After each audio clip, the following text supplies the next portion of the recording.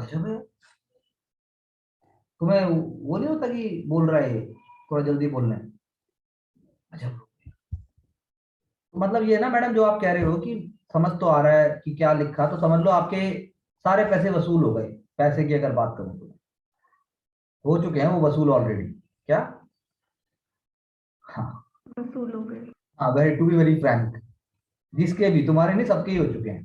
क्योंकि ये भी नहीं होता है 1 साल से पहले, पहुंच ही नहीं पाता आदमी, पेनेट्रेट ही नहीं कर पाता। आप कर लो दुनिया भर की चीजें, आप करके देखो। तो मैडम लेयर्स हैं, क्या है? लेयर्स। बैंडेज होती है ना, बैंडेज। जब आपके पास कोई आता है तो आप पहले उसका घाव साफ करते हो। वो कहता है ठीक कर दे, अरे कैसे ठीक कर दोगे? पहले आप उसको टेटनस लगाओगे, फिर उसको घाव को क्लीन करोगे, फिर आप फर्स्ट लेयर ऑफ बैंडेज लगाते हो, फिर कहते हो you have to visit, 8 visits होंगी आपकी पर वीक, 1 विजिट। 8 हफ्ते में जाके आप उसको हील करते हो, करेक्ट? और मुझसे चाहते हो कि मैं तुम्हें पर्सनैलिटी भी चेंज हो जाएगी, तुम्हें एग्जाम भी समझ में आ जाएगा, वो भी सोशियोलॉजी के थ्रू। मेरी बात समझ रहे हो? सोशियोलॉजी के थ्रू समझ आ जाएगा, आंसर भी लिख लोगे। तो कैसे एकदम से मैं कर दूंगी? मेरे को सपोर्ट करोगे जब तो कुछ हो सकता है, उसके अलावा फिर देखते हैं क्या हो सकता है। तो क्वेश्चन पूछना सबसे पहला सपोर्ट है। अपने अपने उस पर नहीं करोगे तुम, अपने, तुम्हारा इम्यून सिस्टम मेरा सपोर्ट नहीं करेगा तो कोरोना तो होगा ही। कोरोना में क्या बोलते थे हम, आपका बचाव किसके हाथ में है? खुद के हाथ में। इम्यूनिटी। बिल्कुल, इम्यूनिटी स्ट्रांग होनी चाहिए। मुझे बोल रहे थे कि भाई सोशियोलॉजी मान लीजिए और थोड़ा सा गैप करके कर देते, मैंने कहा भाई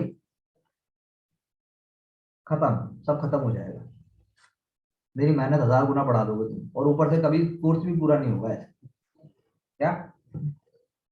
तो सबसे पहले चीयरफुल, कॉन्फिडेंट, पॉजिटिव, हैप्पी, सबसे पहला जरूरी है। दिमाग में 100 नेगेटिव थॉट आए फिर भी हैप्पी रहो। थप्पड़ मारो अपने आप को, थप्पड़। कुछ भी करो लेकिन पॉजिटिव और हैप्पी रहना ही पड़ेगा। बहुत मुश्किल काम है, उसमें प्रेशर आता है। जैसे हिंदू पढ़ती है सुबह से लेकर रात तक, फिर सोती है, फिर उठती है, फिर हिंदू पढ़ती है। क्या बात है, बात कोई बुराई नहीं उसमें। करते हैं, करते हैं। नैया, नाव तुमने पानी में डाली है, अब देखते हैं, डूबेगी नहीं लेकिन।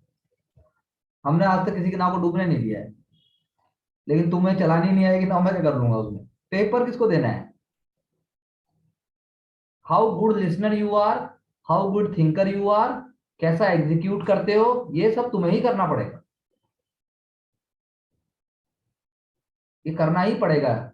कोई ये बोलता है कि ये इसका कोई शॉर्टकट है तो बता दो मुझे। इसके बाद अगर ना हो, ऐसा हो ही नहीं सकता। क्यों? अकॉर्डिंग टू सोशियोलॉजी सब कोई सब काम नहीं कर सकते, सोशल रियलिटी है। तो इसलिए कंपटीशन है ही नहीं। कंपटीशन सिर्फ थोड़े से लोगों में है जो टॉप पे हैं। वहां तक पहुंच जाओ, सब पहुंच नहीं सकते। मेरी बात समझ आई क्या कहना चाह रहा हूं? Clear? It is a science. मैंने भी इसीलिए इस तरीके से, मैं पहले क्वेश्चंस नहीं देखता चैप्टर से पहले। मेरे को याद नहीं होता कुछ भी, एक भी क्वेश्चन याद नहीं। चैप्टर पूरा होने के बाद मैं भी क्वेश्चन देखता हूँ कि कौन सा क्वेश्चन नहीं हो सकता, तो मैंने देखा सारे हो सकते, एक दो को छोड़ के। जिसमें सोशियोलॉजी ये बोल रही है, यूपीएससी बोल रहा है, एचपीएससी भी यही बोलेगा, आधा पार्ट वो डायनेमिक कर देगा, आधा पार्ट स्टैटिक कर देगा।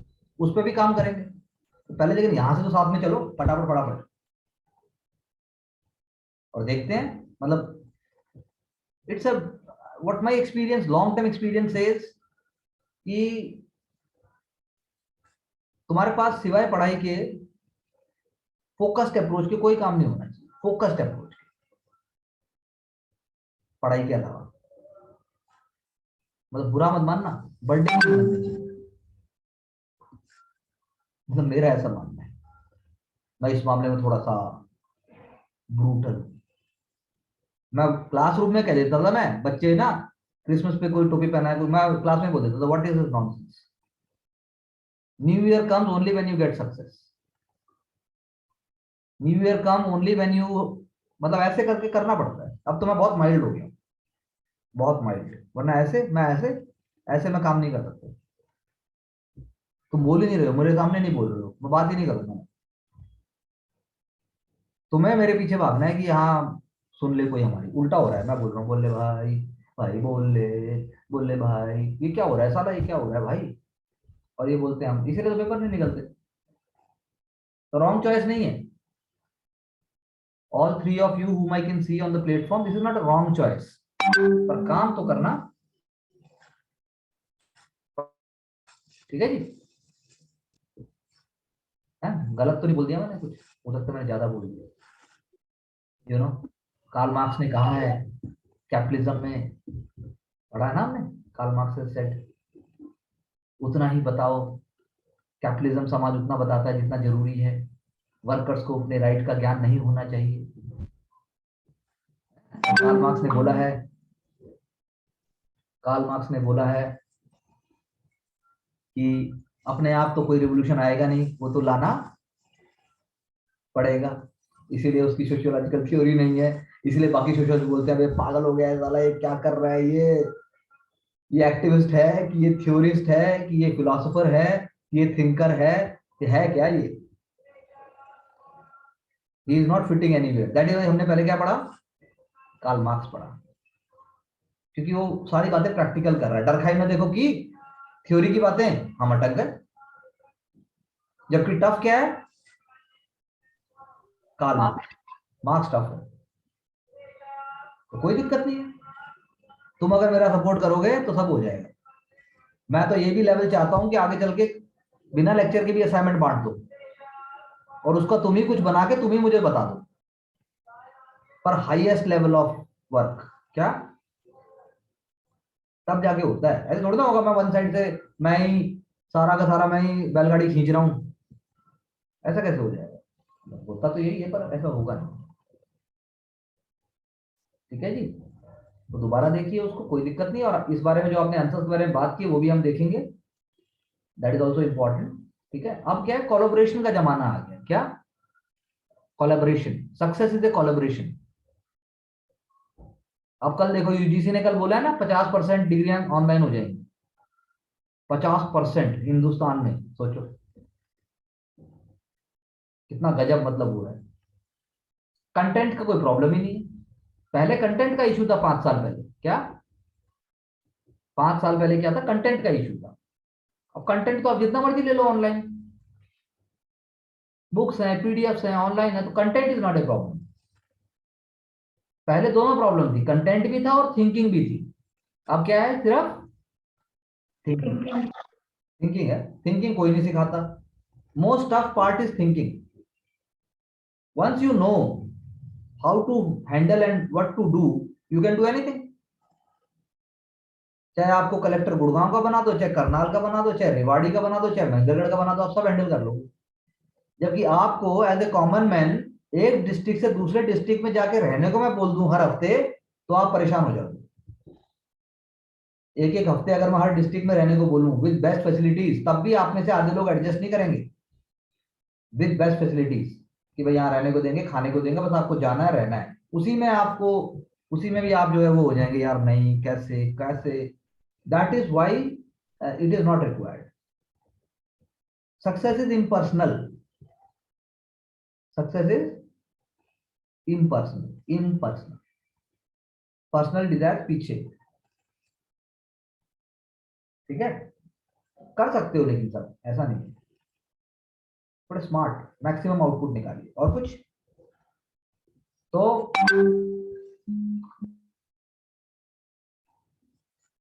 चलिए नेक्स्ट, हम इसके कुछ क्रिटिसिज्म भी लिख सकते हैं। In terms of criticism, in terms of criticism,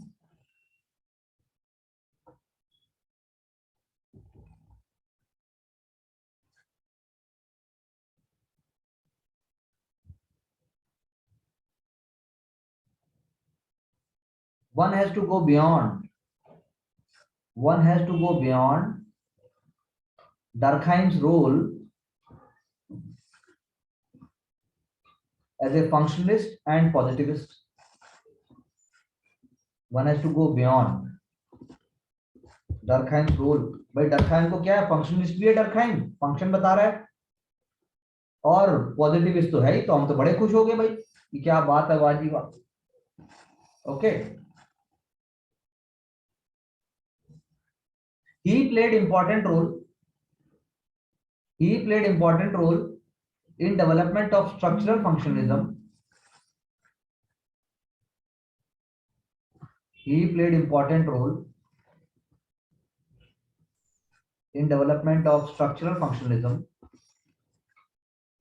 in development of structural functionalism, structural functionalism, in terms of structural functionalism,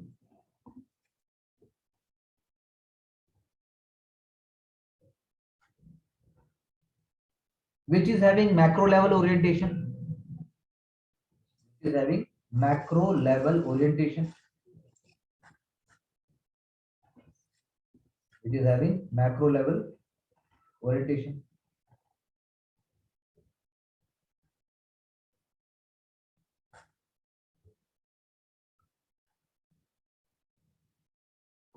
ठीक है जी, but whether he was a functionalist, but whether he was a functionalist is open to debate, because according to Kingsley Davis, according to Kingsley Davis, according to Kingsley Davis, according to Kingsley Davis, all sociologists are functionalists. All sociologists are functionalists.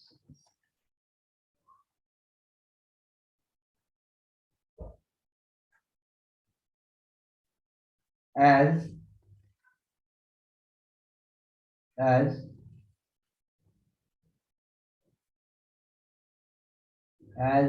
he focused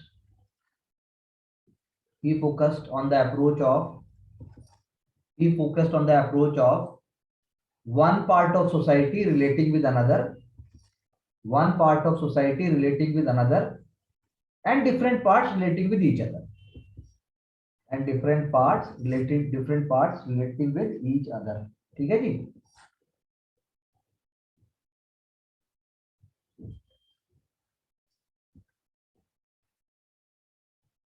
whereas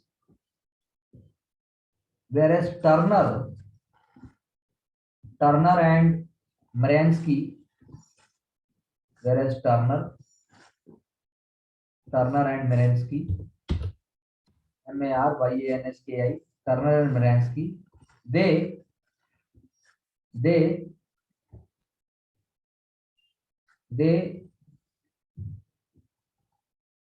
took the approach of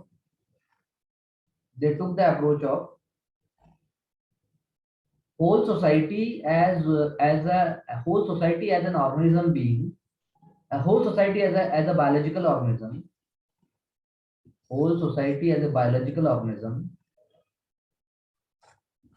whole society as a biological organism, explaining particular structures,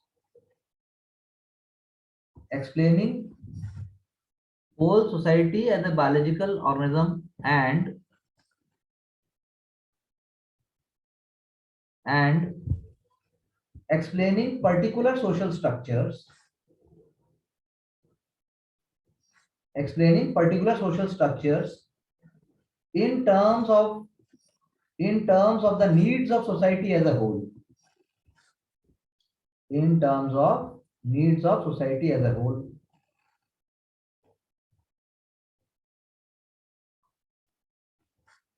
Therefore, Durkheim was not a functionalist in the second sense. Durkheim was not a functionalist in the second sense.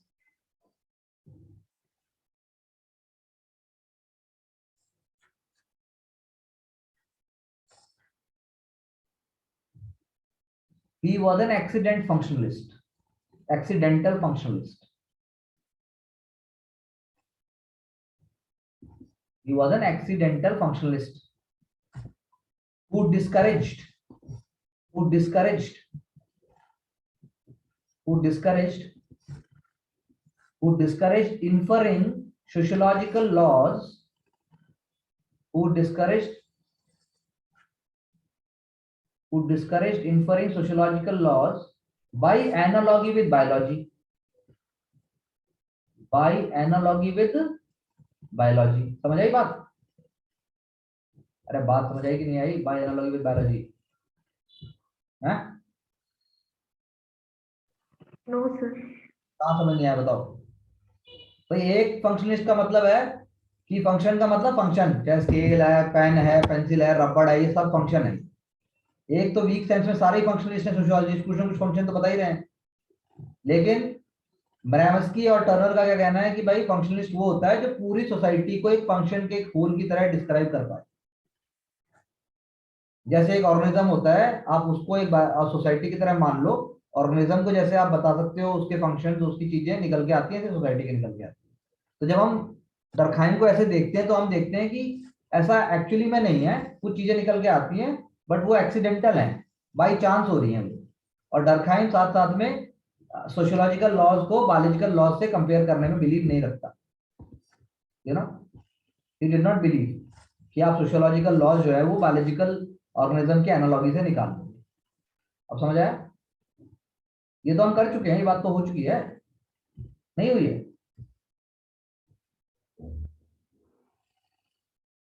अभी तो मैंने पूछा कि इतने दिन तुमने क्या किया, क्या किया, क्या किया, क्या किया?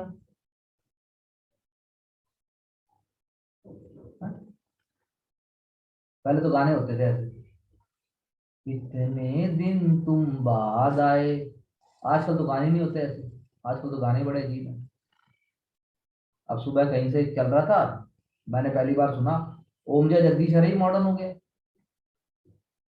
इतने सारा उसका बैंड बज रहा है, जी ओम जय जगदीश हरे। तो मैंने कहा यार ये जनरेशनल चेंज है कि जमाना बदल गया कि आरती ऐसे ही गाई जानी चाहिए। Then I come to my own conclusions, आरती ऐसे नहीं गाई जा सकती। मेरे को समझ में आया आरती ऐसे नहीं हो सकती, आरती तो वैसे ही होगी एकदम सिंपल वाले तरीके से, सिर्फ मैक्सिमम बेल बजनी चाहिए। उसका रीजन है, मुझे समझ में आया। इसीलिए मंदिर के अंदर अंधकार होता है, सिर्फ दीपक का प्रकाश होता है। मंदिर के बाहर चकाचौंध खूब एकदम फोटो वोटो सब चलेगा, मंदिर के बाहर सब चलेगा, मंदिर के अंदर नहीं चलेगा। और ये एंशियंट टाइम से है, ये नेचुरल लॉ है। ऐसे ही एग्जाम का भी है, कुछ चीजें फंडामेंटल हैं, वो तो बदलेंगी ही नहीं। मैक्सिमम 5 साल में क्या होगा? पीटी ऑनलाइन होगा, 4-5 साल में पीटी ऑनलाइन हो सकता है, बस उससे ज्यादा नहीं होगा कुछ। वो भी जल्दी रिजल्ट आ जाए। हाँ, बट सर सोसाइटी के साथ चेंजेस भी तो हो रहे हैं ये वर्शिपिंग मोड्स में आप उसमें, जैसे अब ऑनलाइन होते हैं। और आप जैसे लाइटिंग की कह रहे हो, अगर हम वो देखते हैं, वो प्रेम मंदिर है यूपी में, मथुरा में, उसमें तो इतनी ज्यादा लाइटिंग रहती है, लाइटिंग ही लाइटिंग दिखती है। देखिए वो एक सेक्ट है, वो एक संप्रदाय की बात होगी। ऐसे तो अलग अलग है, हिंदुइज्म के अलावा तो चर्च में तो लाइट होती है चारों तरफ। लेकिन मैं बात कर रहा हूँ, आप साउथ इंडिया के टेम्पल्स जाओ, हैं, साउथ इंडिया जाओ, चोला, लिंगराज टेम्पल, पद्मनाभ स्वामी टेम्पल। मैं बात कर रहा हूँ सिविलाइजेशनल वैल्यूज की। जमाना जितना नया होता है उतना ही पुराना होता है। तो मैं ऐसे तो अक्षरधाम मंदिर भी है, वो अलग तरीका है, वो तो फाउंटेन भी चला रहा है, स्टोरी भी सुना रहा है। तो सब जगह ऐसा नहीं है, मैंने तो उसकी बात की। देखिए society, that's why society is always under reform, है ना? Society is always under reform. सोचा करो, खूब सोचो, मतलब लगाओ, थोड़ा सा लगाओ, एक थोड़ा टाइम लगेगा, परेशानी होगी, लेकिन उसके बाद तुम तैरना सीख जाओ। इतना कुछ आ रहा है न्यूज़पेपर में डेली, सोशल सुप्रीम कोर्ट की जजमेंट्स को देखो क्या बोल रहे हैं वो, सोशोलॉजिकल एंगल से उठाओ उनको। देखो जब तक ऑप्शनल रेडी नहीं होगा ना ठीक से, तो जीएस तो अचार है, कितना ही अचार खा लो तुम, कुछ नहीं होने वाला उससे। सोशियोलॉजी में 300 से प्लस नंबर चाहिए ही चाहिए, 500 में से। आई एश्योर यू वो हो जाएगा, तो बाकी तो ऐसे ही हो जाएगा। जीएस है बाकी, सामान्य अध्ययन। क्या सामान्य अध्ययन? तो बात समझ आइए मैडम।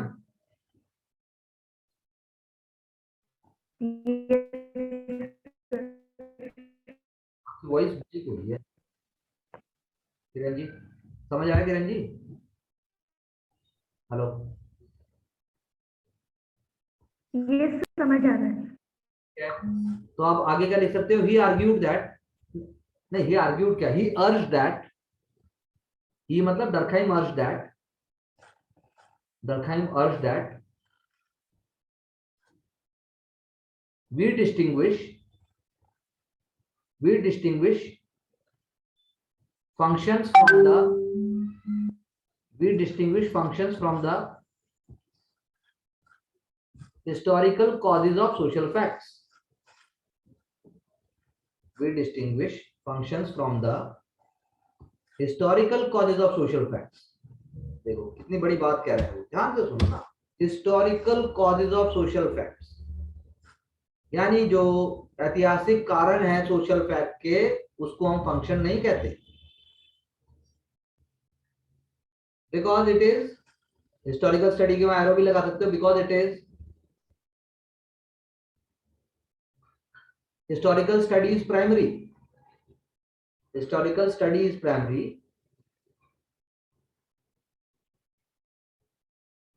Historical study क्या होती है? प्राइमरी होती है शुरू में तो। And social needs cannot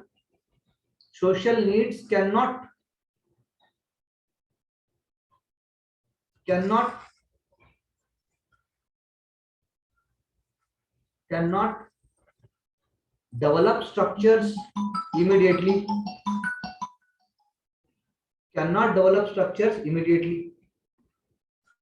ऐसा थोड़ा ना है कि कोई सोशल नीड अराइज हुई और एक ही दिन में स्ट्रक्चर रेडी हो गया। मैं 10 साल से स्ट्रक्चर रेडी कर रहा हूं, आप मानोगे नहीं, बताऊंगा कभी। तुम जितने घंटे बोलोगे ना उतने घंटे बात कर लूंगा मैं, और खत्म नहीं होंगी वो, इतनी केस स्टडीज है मेरे पास।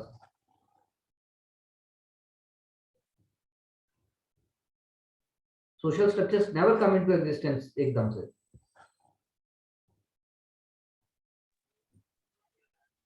मतलब सर जैसे वो उन्होंने डिस्टिंग्विश करा बायोलॉजी से, वो कहता है कि ह्यूमन बीइंग का तो हम कह देते हैं कि पर्टिकुलर भाई कोई पार्ट है, इसका ये पर्टिकुलर फंक्शन है, लेकिन सोशियोलॉजी के टर्म में हम ये नहीं कह सकते, क्योंकि वो विद टाइम डिराइव होते हैं। ये नहीं है कि आज ये चीज आई तो इसका यही फंक्शन होगा। ये भी है, दूसरा वो ये भी कह रहे हैं कि भाई जो सोशल फैक्ट होते हैं ना, वो कुछ सोशल, जैसे अभी हम लिख रहे हैं कि हम लिख सकते हैं कि his initial hypothesis was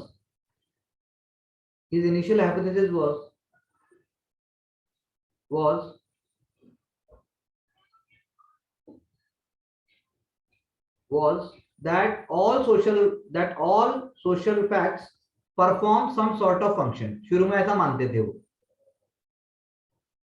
all social facts perform some sort of function, but later he believed that some are historical accidents.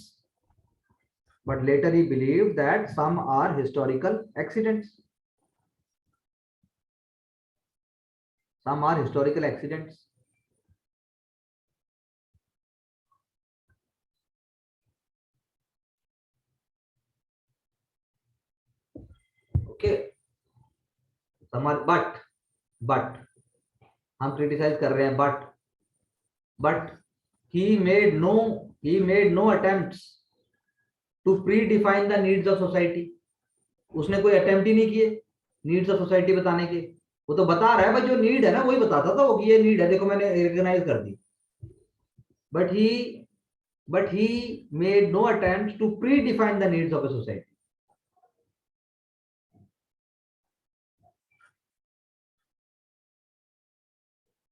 However, the needs of a particular society can only be established. The needs of a particular society can be established. The needs of a particular society can be established only by studying that society.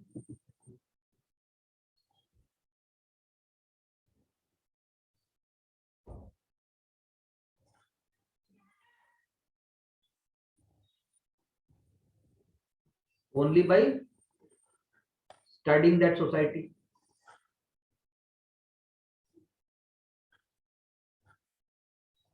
That is why any functionalist approach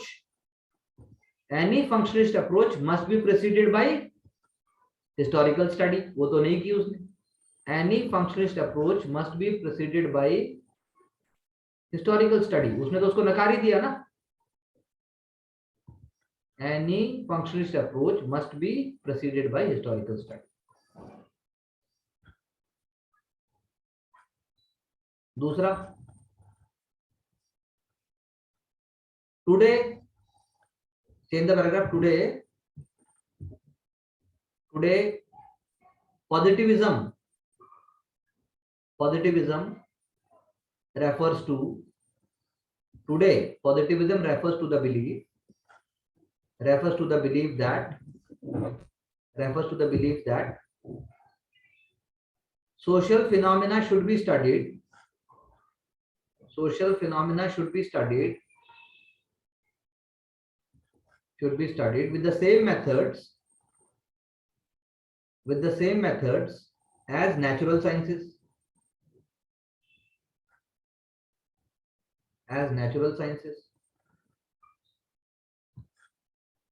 Including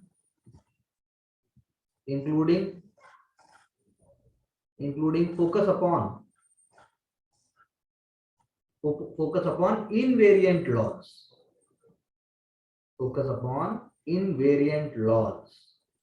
Invariant मतलब unchanging, जो change ही नहीं होंगे, बिल्कुल एकदम same ही रहेंगे, constant रहेंगे. Invariant laws. But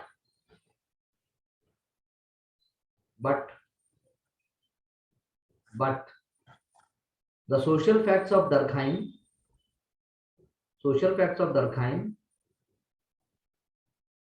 were autonomous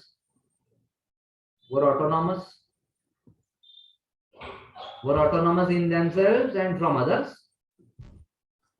Social facts were autonomous in themselves and from others.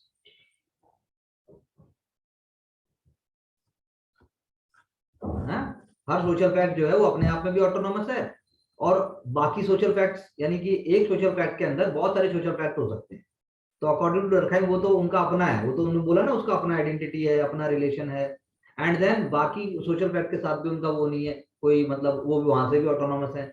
That means each social fact requires historical investigation. Each social facts require historical investigation. भाई अगर Durkheim के हिसाब से देखना है तो आपको इन्वेस्टिगेट करना पड़ेगा. Each social fact requires historical investigation, which would be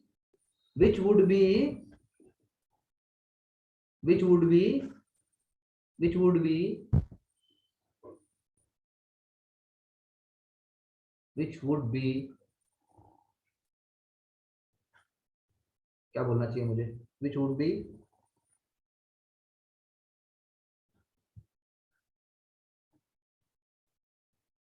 not in consonance with invariant laws.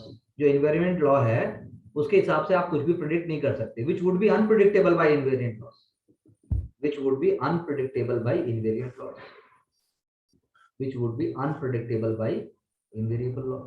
invariant laws.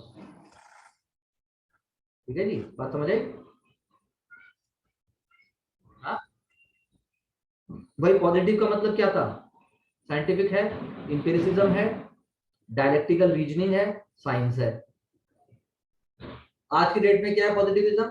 Natural science के और साइंस के सारे मेथड यूज करो और आप सोशल फिनोमेना को बताओ. लेकिन अगर आप ऐसा मानते हो तो इसका मतलब ये है कि साइंस की जैसे लॉज होते हैं वो लॉ भी यहाँ लागू होंगे.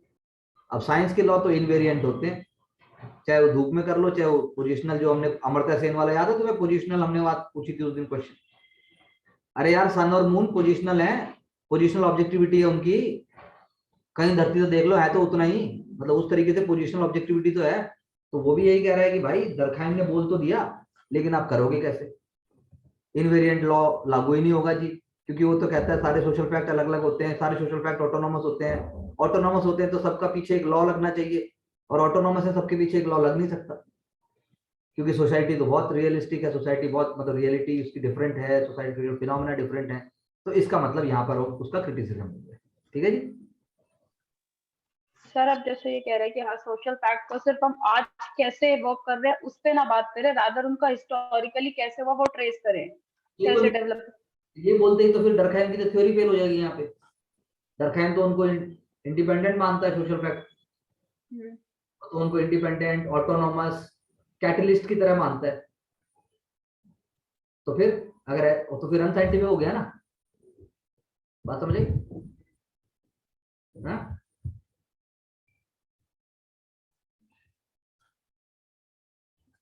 Change the paragraph.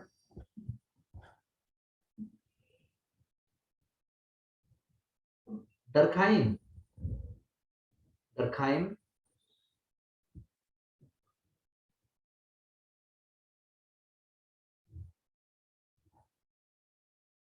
is also criticized for his view of the individual, for his view of the individual.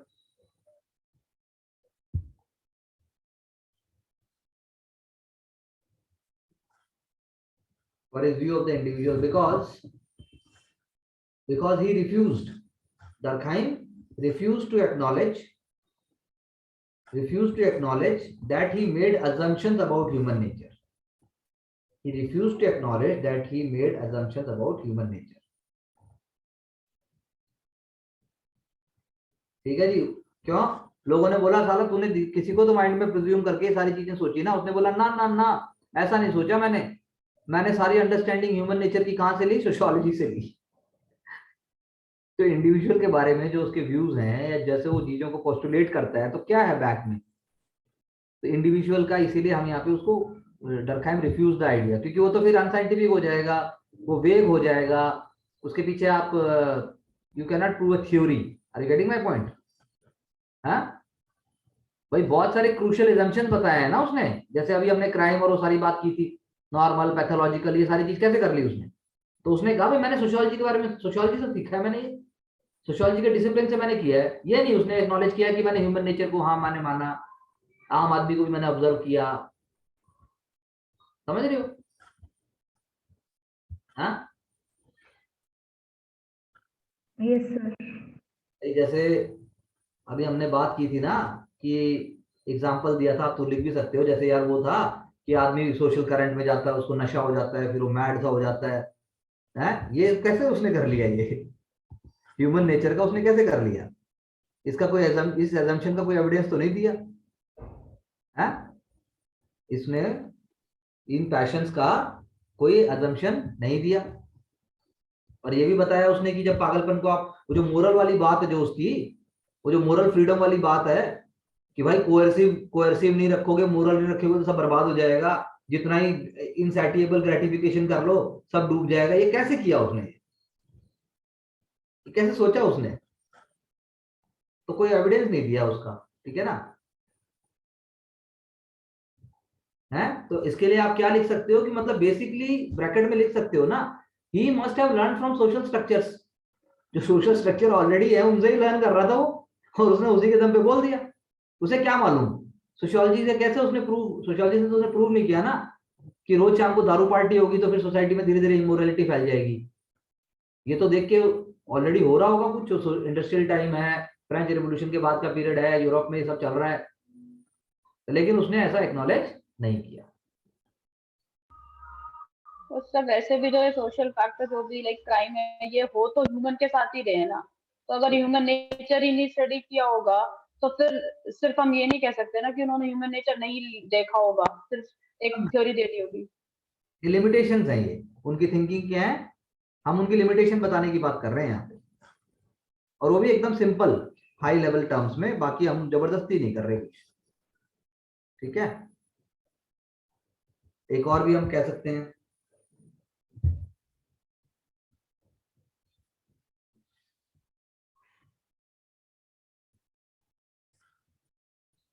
According to Durkheim, according to Durkheim autonomy,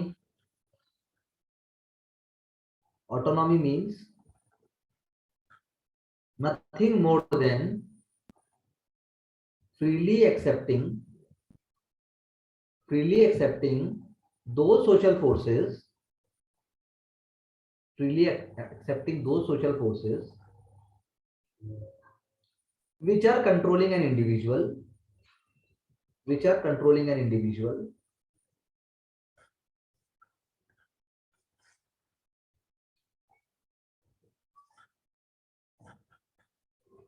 which are controlling individuals, okay, and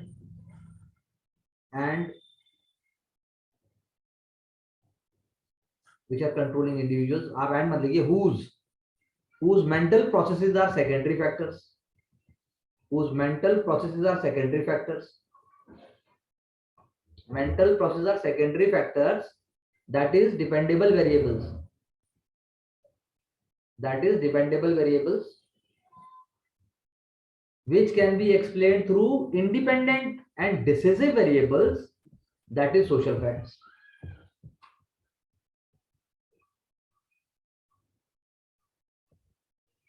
Which can be explained by the independent and decisive variables, that is social facts, okay, that is social facts,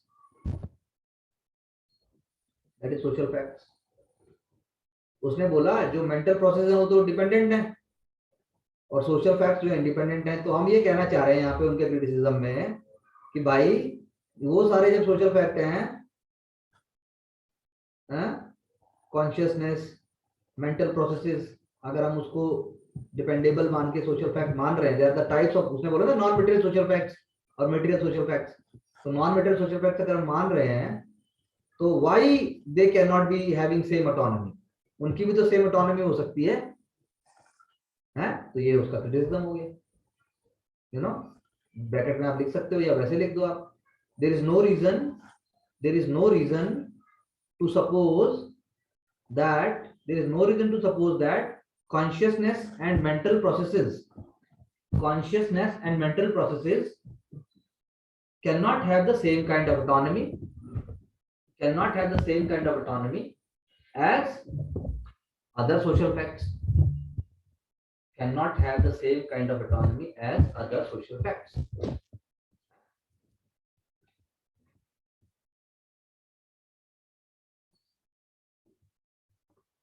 Cannot have the same kind of autonomy as other social facts.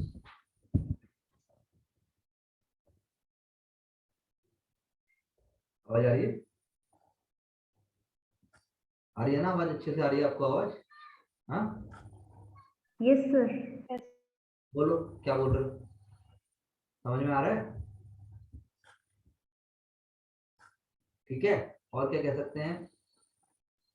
Change the paragraph.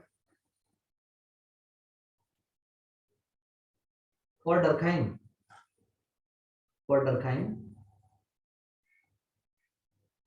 highest ideal form of modern society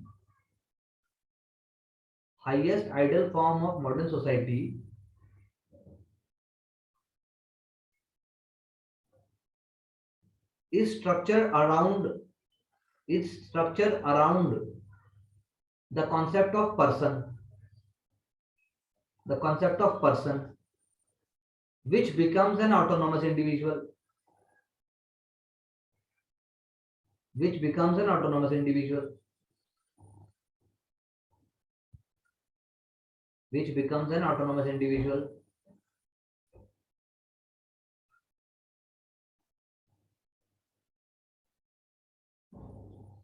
by the merit of his reasoning and rational thinking,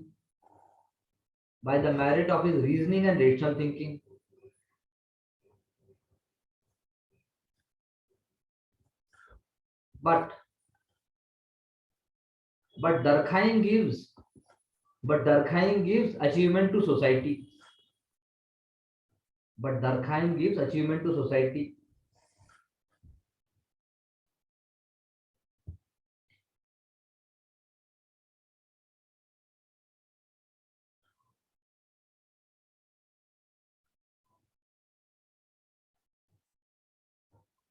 हम Durkheim क्या मतलब हम कह सकते हैं it is an achievement of society because it plays an important role.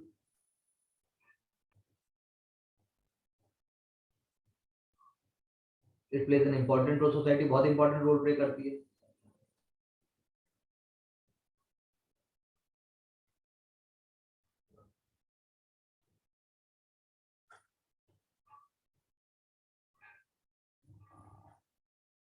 ठीक है.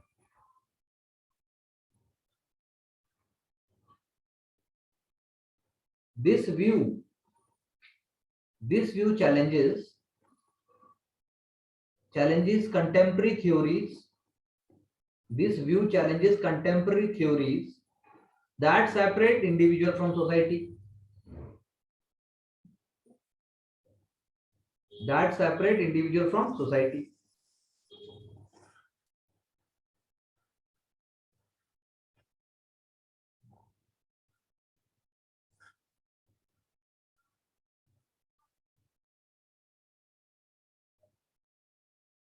Which मतलब क्या बोला मैंने? That separates individual from society. Okay. And Durkheim's point that freedom, reason and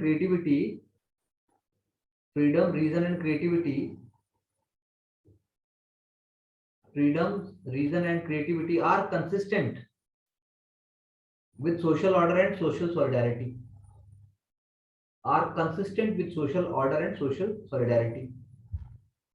ठीक है ना जी?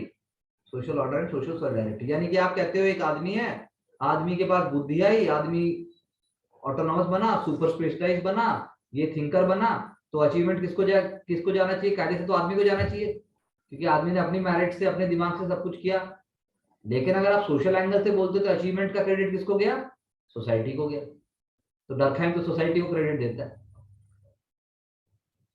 डरखाइम बोलता है सोसाइटी है, जैसी सोसाइटी होगी वैसे आप बनोगे. पर ये थोड़ा सा वो भी है, ऐसा नहीं है.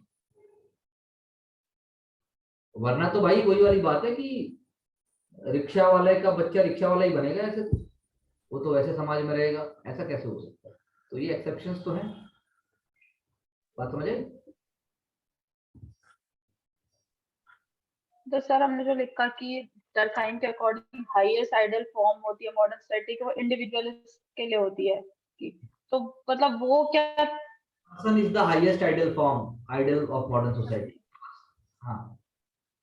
तो मतलब वो अपनी थ्योरी इंडिविजुअल के लिए देना चाहते थे, लेकिन उन्होंने इस तरीके से दी कि सब चीजें सोसाइटी को दिखाया कि सब सोसाइटी से डिराइव हो रहा है.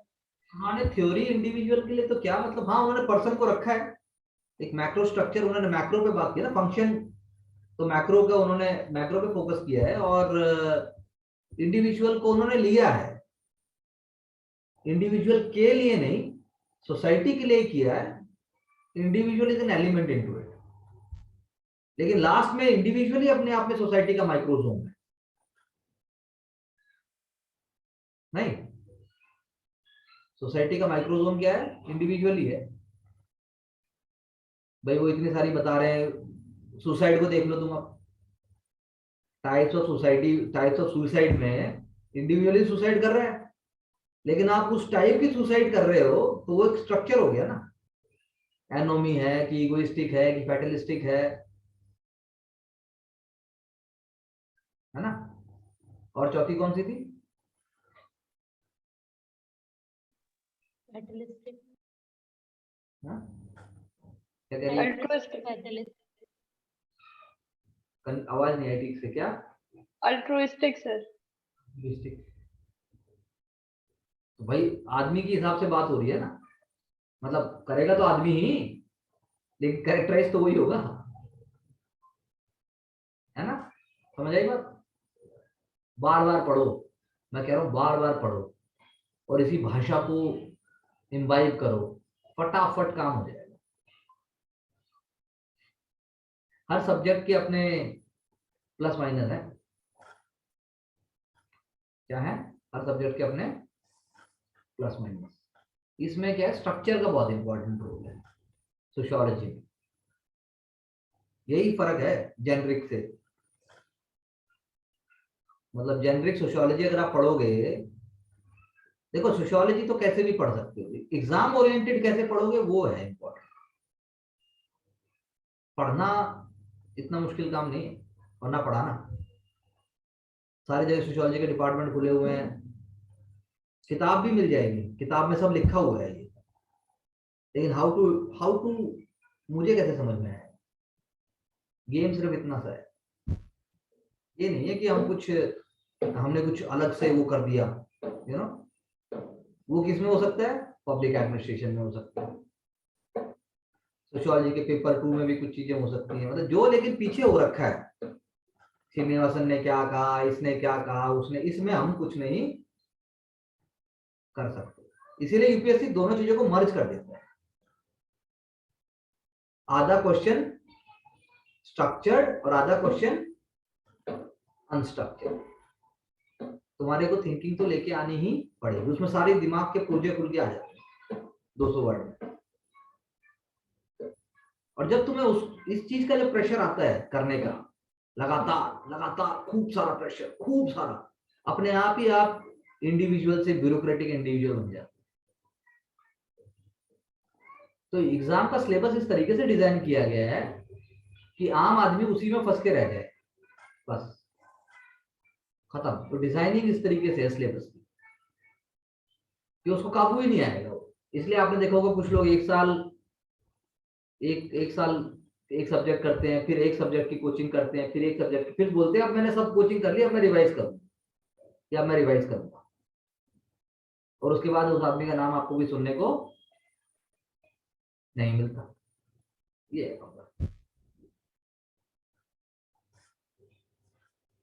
तो ये हमने कहा, ठीक है जी, हाईएस्ट। अब एक और भी बात लिख देते हैं, last point. He is also criticised for his conservatism. एक तरीके से जो भ्रांतिवाद, जो मतलब कि उनके विचार जो थे, उनके लिए भी उनको क्रिटिसाइज किया जाता है। थोड़ा कंजर्वेटिव है ना, हमने जैसे बोला, हल्का उनके अंदर एक बेंट था, रिवोल्यूशनरी वो नहीं था। He was criticised for his conservatism. Okay, conservatism because of his criticism of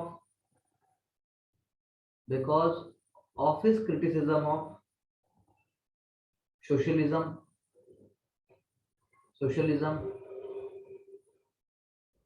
feminist movement,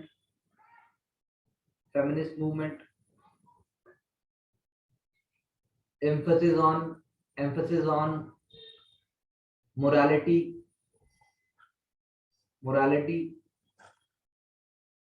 and relative neglect of individuals creativity। इस वजह से हम उन्हें क्या कहते हैं? कंजर्वेटिज्म ही कहते हैं।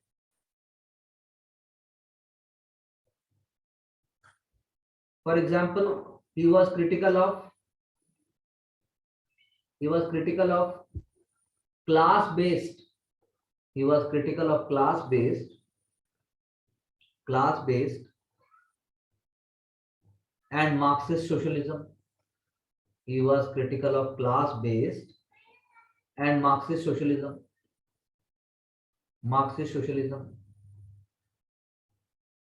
But sympathetic to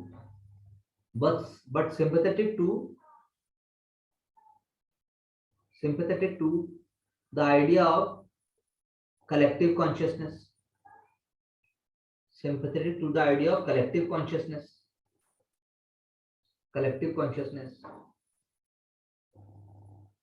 Within bracket as socialism को कैसे देख रहे थे? वो कलेक्टिव कॉन्शियसनेस के फॉर्म में देख रहे थे।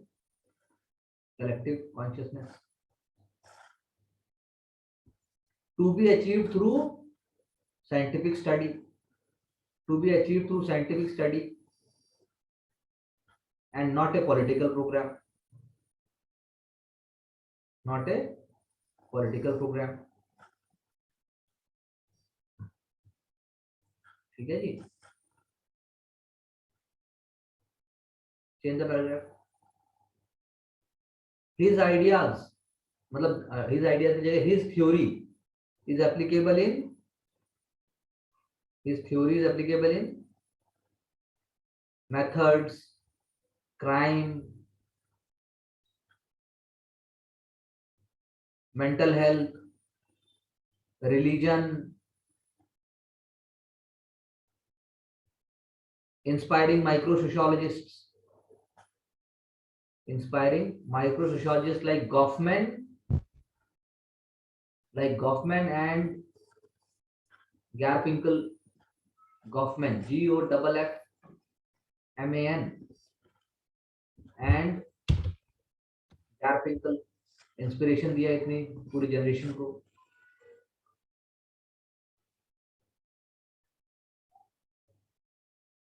Garfinkel and Goffman, who believes,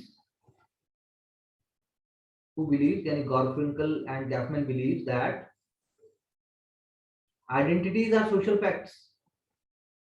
Identities are social facts that must be achieved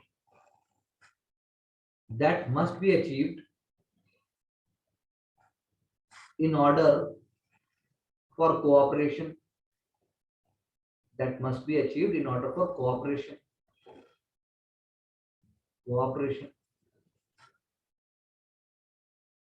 In cooperation in constitutive practices to produce mutually intelligible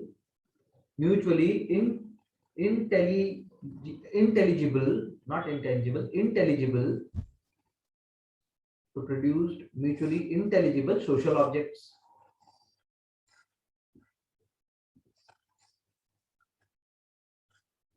okay, intelligible का मतलब कह सकते हैं हम अंडरस्टैंडिंग बेस, समझने वाले जो पॉइंट्स हैं उसकी बात करते हैं. इंटेलिजिबल सोशल ऑब्जेक्ट्स, यानी वो कहना चाह रहे हैं कि भैया उसने तो बड़े लेवल पे सोशल फैक्ट बोला था, ये माइक्रो सोशियोलॉजिस्ट हैं, तो इन्होंने बोला आइडेंटिटी क्या होती है. आइडेंटिटी कुछ नहीं होती. आइडेंटिटी जब अचीव होती है जब सोशल फैक्ट होती है आइडेंटिटीज भी, और वो अचीव जब होती है जब हम कोऑपरेट करते हैं एक दूसरे के साथ, और वो क्रिएटिव कोऑपरेशन के थ्रू होती हैं. जब हमारी जो प्रैक्टिसेस हैं सोशल प्रैक्टिसेस, वो जो है म्यूचुअली इंटेलिजिबल ऑब्जेक्ट्स को क्रिएट करती है.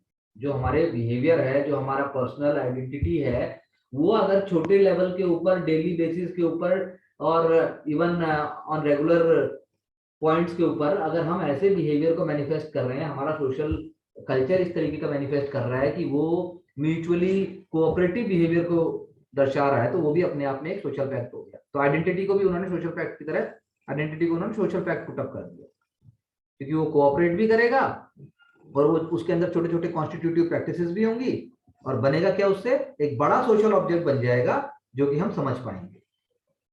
आप भी समझ पाएंगे, मैं भी समझ पाऊंगा. तो इसीलिए हम कहते हैं कि डर्कहाइम की तो बात हुई है, डर्कहाइम भी यही कह रहा है. डर्कहाइम इसी को बड़े लेवल पे कह रहा था, ये इसको छोटे लेवल पे कह रहा है.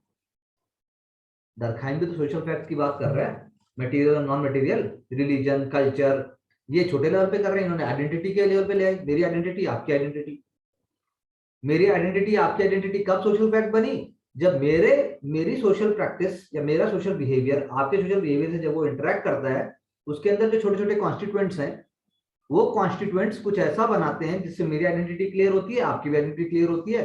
तो इसलिए आइडेंटिटी क्या हो गई है, यहाँ पर सोशल फैक्ट की तरह उन्होंने दे दिया. ठीक है जी. और क्या डर्कहाइम का कंट्रीब्यूशन हो सकता है, जैसे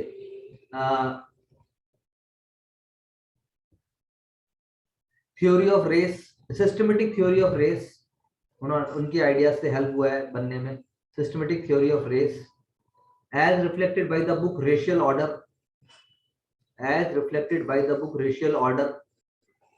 by Imbrier and Desmond. हाँ बिल्कुल अपार्थाइड एग्जांपल हो सकता है. एम्ब्रॉयर एंड डेसमंड। एम्ब्रॉयर एंड डेसमंड की किताब है रेशियल ऑर्डर, 1915 मतलब 2015 में ही आई है। तो उससे जो है एक सिस्टमेटिक थ्योरी ऑफ रेस निकलने की बात होती है, तो हमें उससे सिंबॉलिक स्ट्रक्चर समझ में आए। डर्कहाइम ने सिंबॉलिक स्ट्रक्चर्स की बात की है, तो idea is taken from Durkheim. तो because culture gives the basic, culture की बेसिक सिंबल। कैटेगरी ना, कैटेगरीज उसने कैटेगरी डिवाइड नहीं की थी डर्कहाइम ने, अभी तो हमने की थी छह जब हम बात कर रहे थे तो कैटेगरी, तो क्लासिफिकेशन, तो इसीलिए यू नो, तो कल्चरल स्ट्रक्चर जो है वो बाइनरी में देखे जाते हैं, यू नो, डिवाइड हो रहा है सोशल एक्शन इंस्टीट्यूशन, सेक्रेड और प्रोफेन, ऐसे ही तो होता है।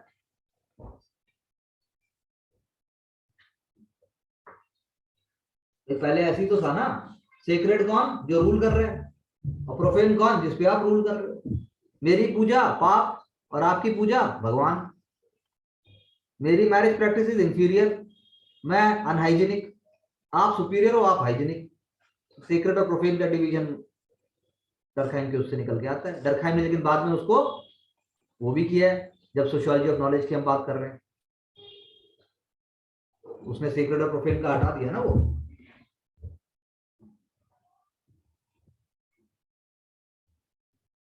सर उसमें तो उसने ये कह दिया कि society is equal to God and God is equal to sacred, so everything is sacred.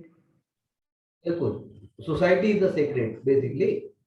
भाई देखो, डर्कहाइम की थ्योरी जो कल्चर की थी वो सिंबॉलिक स्ट्रक्चर को बता रही है, symbolic structure of racial order मान लो, सिंबॉलिक स्ट्रक्चर बता रही है, ठीक है। तो रेस क्या है? Race is not a natural fact, ये एक सोशल फैक्ट है।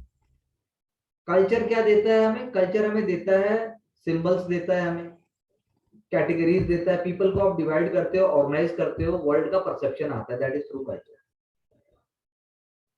इसी से परसेप्शन क्या है? रेशियल डिफरेंस का परसेप्शन है। लेकिन जनरली हम कल्चरल स्ट्रक्चर्स को कैसे डिवाइड करते हैं? बाइनरीज, यानी या तो इस पार या वैसा।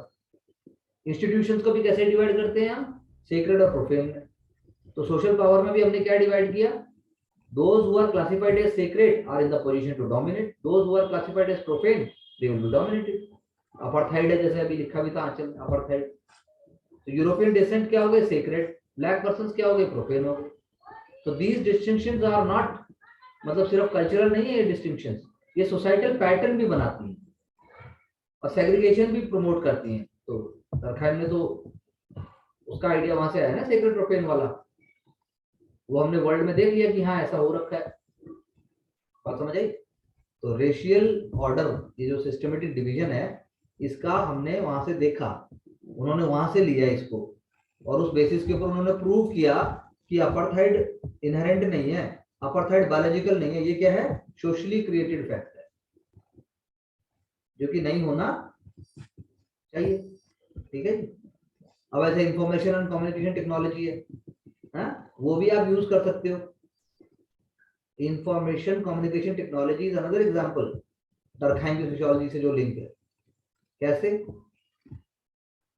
सोशियोलॉजिकल स्ट्रक्चर्स, सोशियोलॉजिकल स्ट्रक्चर ये जो उसके फीचर्स हैं वो आईसीटी की तरह हैं। कैसे?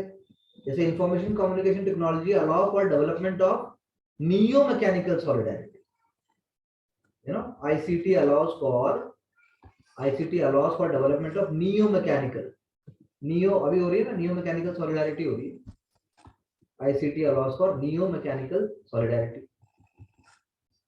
भाई आप कहते हो डिवाइड करता है, सेपरेट कर रहा है एक दूसरे से, है? लेकिन हम तो नियो मैकेनिकल सॉलिडारिटी बना रहे हैं। कैसे बना रहे हैं? क्योंकि मीडिएटेड इंटरैक्शन है, मीडिएटेड इंटरैक्शन, मीडिया है बीच में, मतलब बीच में इंटरवेंशन है, मीडिएटेड इंटरैक्शन, मीडिएटेड इंटरैक्शन है ना, मीडिएटेड इंटरैक्शन।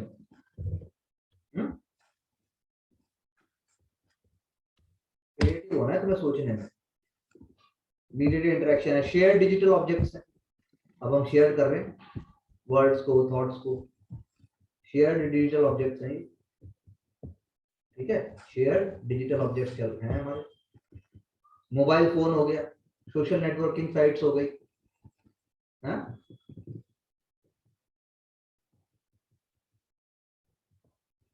भाई जब हम अभी क्लास कर रहे हैं तो ये क्या है, एक तरीके से ये एक तरीके से आप कह सकते हो, जैसे उन्होंने दरखान ने अपने रिलीजन में भी कहा है,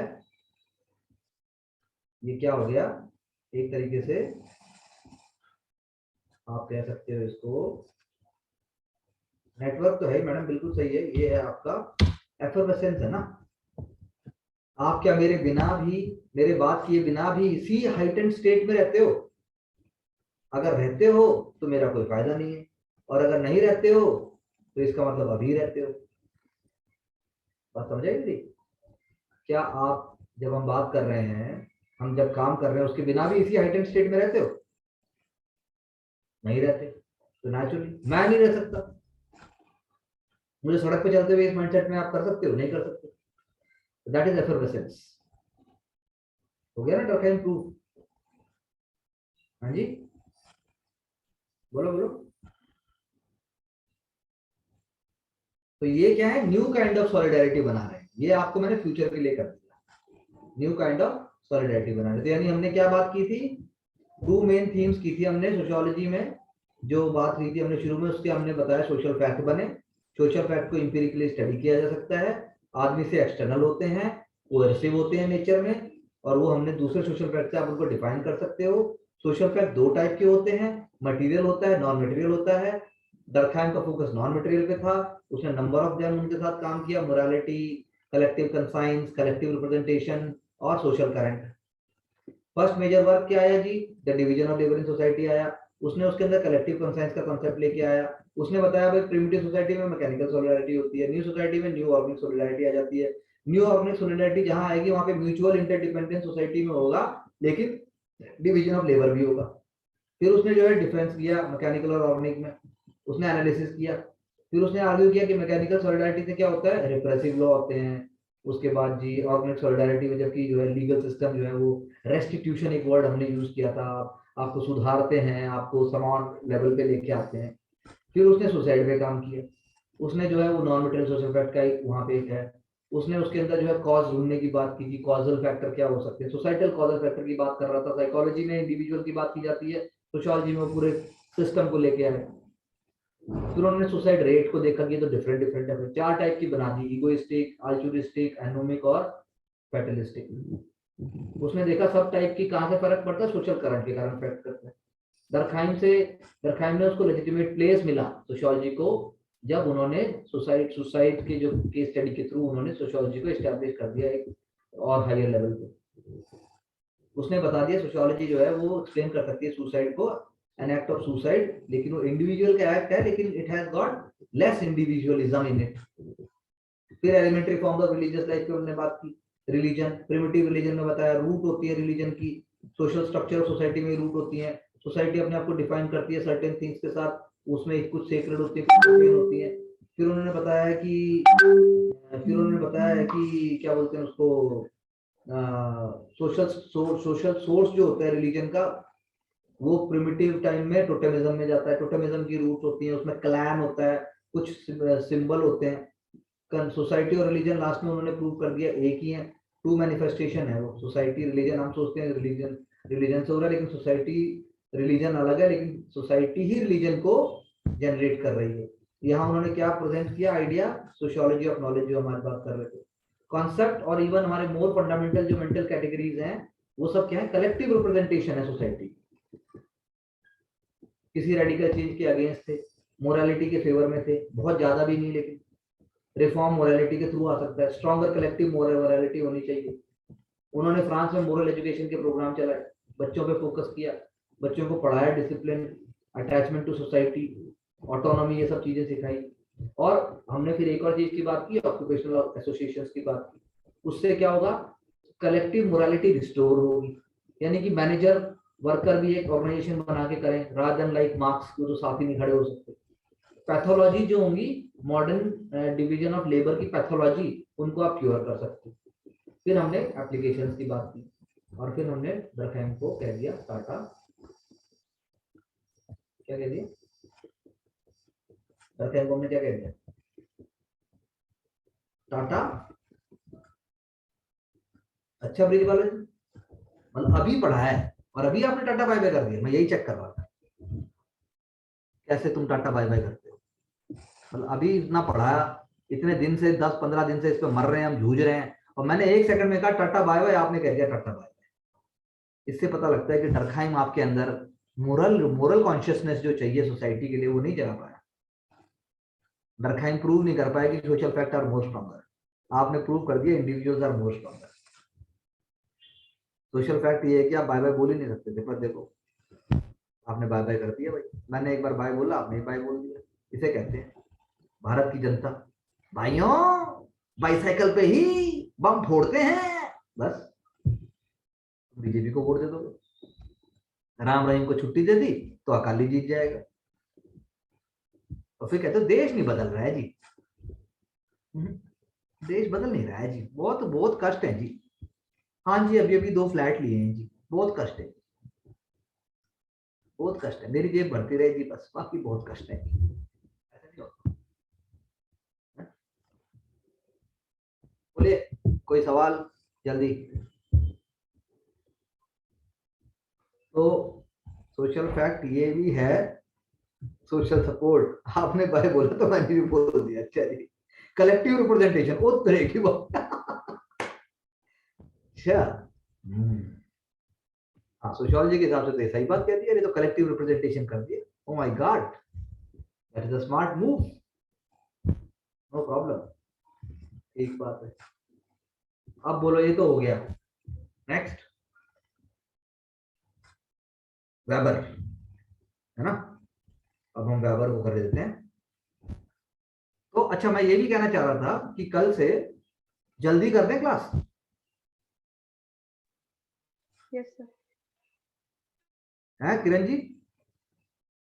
कितना जल्दी सर? 5 बजे नहीं बोल रहा अभी, फिलहाल मैं 5 के मूड में नहीं हूँ। 8 सवा 8 बजे कर देते हैं, ताकि आप लोगों का ये बीच में ब्रेक्स ना आए। ट्रांजिशनल पीरियड होता है, मैं 9 बजे यहाँ कॉलेज पहुँचती हूँ तो वो उसका इलाज है। आप कैसे, मतलब मुझे पता नहीं आप कितना ड्राइव, कितने दूर जाते हो आप, क्या कर, कितना कहाँ कैसे पहुंचते हो? सर 10 मिनट्स ड्राइव है। फिर तो यार खोलता ही 9 बजे है क्या? है वैसे तो कोई दिक्कत नहीं ना जल्दी में आपको। सर 9 बजे शुरू कर सकते हैं क्या? यार वो थोड़ा सा फिर बीच में हो जाता है वो, आपके मैं एडवांटेज के लिए कह रहा हूँ, रेगुलर रेगुलर हो जाएगा फिर। 8:15 इज द आइडियल टाइम, वरना मैं तो 6 बजे कर दूं, थोड़े टाइम बाद कर दूंगा, ऐसा कुछ देखता हूँ। नहीं, मैं उसका तरीका ही बता रहा हूँ आपको, सोल्यूशन भी बताऊंगा, डोंट वरी। मैं पहले ये पूछना चाह रहा हूँ कि 8 से 9 का टाइम तो आपका वो नहीं है ना? सर 8 से 9 वाला टाइम मेरा बहुत बिजी है, getting ready and reaching to college वाला जो टाइम है ना उसमें आपको। अगर मान लो कॉलेज 8 बजे खुलता, फिर आप कर लेते? सर कॉलेज 8 बजे खुलता तो मुझे 8 बजे कॉलेज आ जाती ना, फिर उसके बाद मैं यहाँ आके आराम से आपको सुन सकती हूँ। हाँ, तो अब ऐसा होगा ना, मैं आपको तरीका बता रहा हूँ। अब आप तैयार 8 ही बजे हो गए, सुन तो लो मेरी बात। आप 8 बजे तैयार हो जाओ, 1 घंटा प्रीपोन कर दो, ठीक है? मैं आपको फायदा फायदा हो जाएगा आपको बहुत। 1 घंटा आप उसको प्रीपोन कर दो, और उसके बाद या तो आप ड्राइव करके आ जाओ कॉलेज के पास ही, आगे गाड़ी खड़ी, गाड़ी तो आपके पास ही होती होगी, गाड़ी की भैया अपना, ठीक है, फोन रखा अपना, शुरू हो गए, ठीक है? कॉलेज में फिर जब जाना है, जब आप 5 मिनट का ऐसे ब्रेक लेना चाहते हो, ठीक है भाई 9 तो आप आ गए, समझ रहे मेरी बात को? क्योंकि अगर हमने 9 किया तो क्या है, वो 11 तक जाएगा, 11 फिर वही बात हो जाती है ना, अर्ली पीरियड। जैसे वाजीराम में भी जैसे बैच, कहीं पे बैचेस होते हैं, तो 8 से, मतलब मैं कैसे बोलूं, मतलब आप कह तो ठीक रहे हो, I am trying to give the maximum autonomy, लेकिन थोड़े टाइम बाद तो मैं 6 से भी कर दूंगा, 5 से 8 भी कभी कभी कर देंगे हम, कभी तो कर सकते हैं ऐसा। ये कैसे पेपर निकलेगा ऐसे, मतलब ये, इस कोर्स को तो पूरा करूँ ना, बाकी तो पेपर तो इसलिए मैंने सोचा ये, जैसे मैं भी देखो अपने आप को, मुझे भी मोल्ड करना पड़ता है, ऐसा नहीं है। I have also to mould myself. है थोड़ी ना मैं हमेशा ही बैठ लगे हुए हैं जी ना, मुझे भी मेंटली रेडी होना पड़ता है कि इस टाइम करना है। तो मैं इतना तो कॉपरेशन आपसे कर लूं, because you are sincere candidate, that's why I am asking. Sir I will manage accordingly. और मैं पूरा सपोर्ट करूंगा आपको। आप शुरू तो करो। अभी देखो मैं आपको एक केस स्टडी बताता हूँ छोटी सी, चलो 2 सेकंड की, वैसे तो टाइम हो गया है। मेरा एक स्टूडेंट है, आपसे भी आपके जितना ही होगा वो, किरण जी, बैंकिंग में था, बैंकिंग नौकरी करते हुए पसीने आते थे उसको। हाँ हाँ। तो मैंने बोला नौकरी मत छोड़, तू अभी साथ में करता रहा, मैं करा रहा हूँ तेरे को। मुझे 1 साल लगा उसको पहले मेंटली रेज किया, ठीक है जी। उसके बाद उसने जॉब जो भी है उसने किया, and then he raise his bar. Bar तो रेज करना ही पड़ेगा, ये तो छोटे छोटे एडजस्टमेंट, रेडिकल नहीं करना है कुछ। विदाउट इनको रेडिकल करना चाहिए, इंदु को, आंचल को, उनको बहुत रेडिकल करना चाहिए, पता नहीं क्यों नहीं करते। आपका तो मैं समझ सकता हूं, लेकिन फिर भी पूरी मदद की जाएगी, है ना। Yes sir, thank you. तो करेंगे आप, चिंता ना करें। मतलब जो लॉजिकल है, जो रेशनल है, और जो आउट ऑफ द वे जाके भी हो सकता है वो भी कर देंगे। आप पीछे का भी सुनो, शुरू वाले भी सुन लो।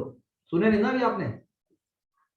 सर बहुत पीछे के शुरू वाले नहीं सुने हैं, जो हमने अभी लेक्चर्स किए हैं उन्हीं को रिपीट किए। जरूरी है, वो इंग्रेडिएंट्स हैं, वो कॉन्स्टिट्यूएंट्स हैं, दे आर माइक्रो कॉन्स्टिट्यूएंट्स। वो परत है, परत। ये भी समझ आ रहा है, ठीक है, लेकिन वो दोबारा नहीं होगा रिपीट, मतलब वो इन द सेंस कि वो पहले अगर सुना है आपने तो शायद आप इतना सा 0.01% ज्यादा सोच सकते हो। तो मैं क्यों ना चाहूंगा आप ज्यादा सोचो। सारा खेल at the end of the day innovate करने का है अपने आप को। इनोवेट, कंसिस्टेंट एंड रेज, बहुत मुश्किल काम है। और वीडियो ऑन रखा करो यार तुम लोग, अगर जितना रख सकते हो, उससे बड़ा फर्क पड़ता है। एक तो सामने सामने तो खैर कौन पढ़ाएगा तुमको यार, मैं तो सामने पढ़ाता ही नहीं, सामने वाला चक्कर हमने बंद कर दिया। मैं तो गर्दन ही दबा दूंगा इतने में, क्या हो रहा है ये। इसलिए दूरी है, कम से कम मुझे पता है मैं कुछ नहीं कर सकता, यू नो। क्यों हिंदू? सर जब बातों से सुनने से गला दबाने की जरूरत नहीं पड़ी। नहीं, मैं तो सोशियोलॉजी है ना, तो मैं तो फील बता रहा हूँ कैसे होता है। तो मैक्स वेबर साहब क्या कहते हैं, जरा सुन लेते हैं पहले 2 सेकंड ना, कि मैक्स वेबर क्या थे, कौन थे, हैं? मैक्स वेबर कितना फेमस नाम है उनका, उन्होंने बहुत सारी बातें की। उन्होंने जो है स्मार्ट, मतलब he was a wonderful person in that sense. Middle class family में पैदा हुए थे, लेकिन बचपन से ही ना उनके फादर और मदर में ना बहुत वो थे, डिफरेंसेस थे। इससे उनके साइकोलॉजिकल डेवलपमेंट पे और उनकी इंटेलेक्चुअल थिंकिंग पे बहुत फर्क पड़ा। ठीक है जी। आप सोचो उसके फादर क्या हो सकते हैं।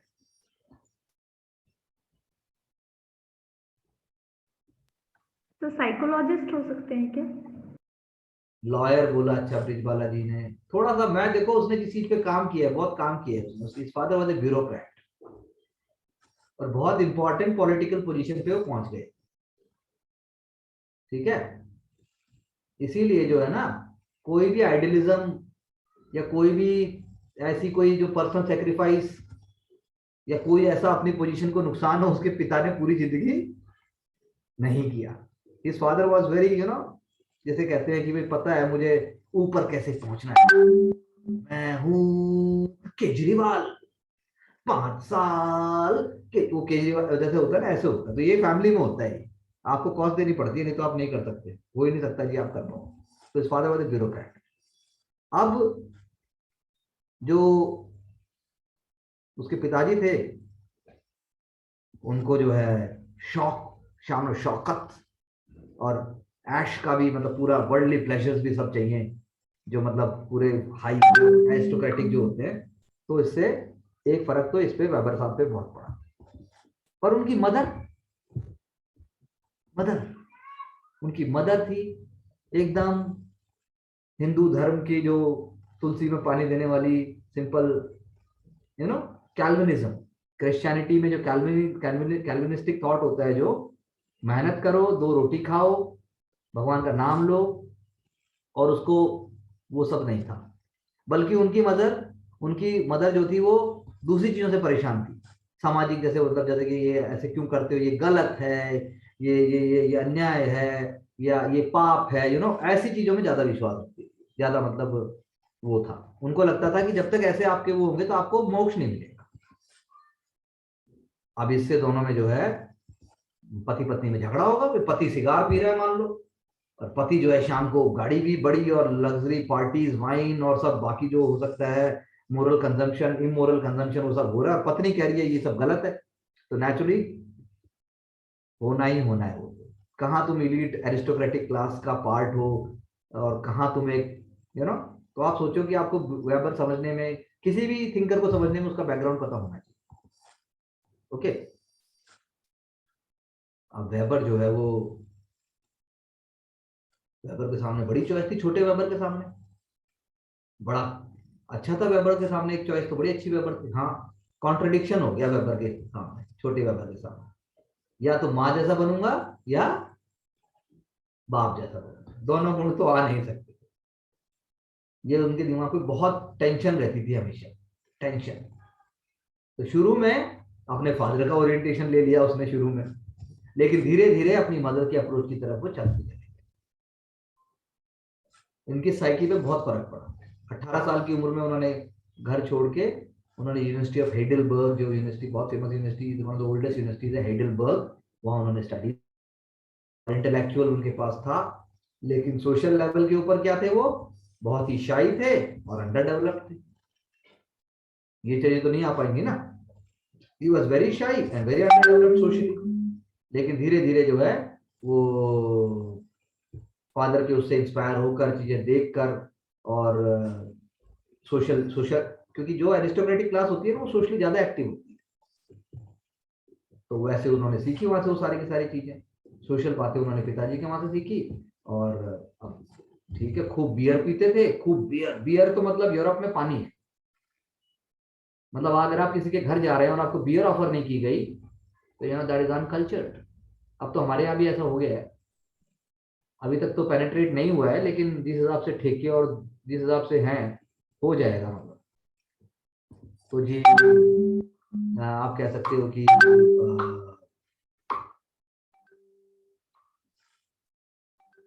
में लड़ाइयाँ होती थी जी, ग्रुप में दारू पीती थी, लड़ाई होंगी तो वो स्कार्स जो हो जाते हैं, जो जो ब्रैड जो दिखाते हैं कि देख ये कब का है, ये तब की लड़ाई का, ये तब की लड़ाई का, ऐसा भी मैक्स वेबर ने शो किया ग्रुप्स के अंदर कि भाई होता नहीं जैसे बॉयज में होता है, गर्ल्स में भी होता है, मतलब everywhere it is possible.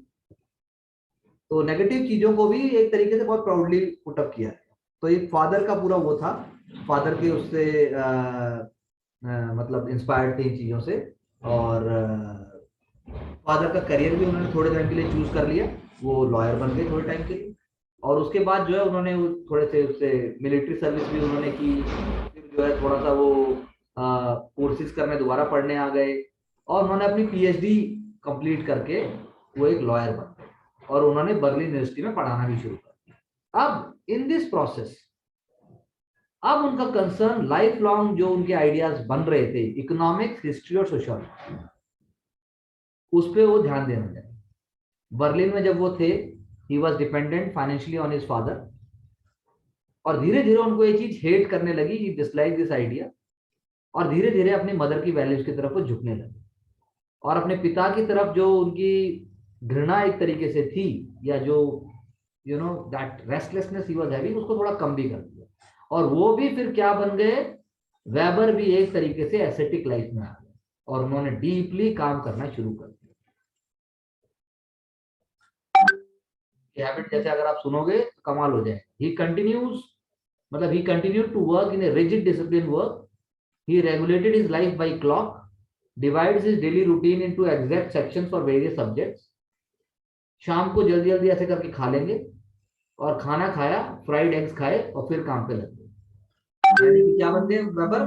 Weber बन गया एस्थेटिक, डिलीजेंट और वर्कहोलिक, कंपल्सरी वर्कर बन गया। वो क्या बन गया? कंपल्सिव और कंपल्सरी वर्कर।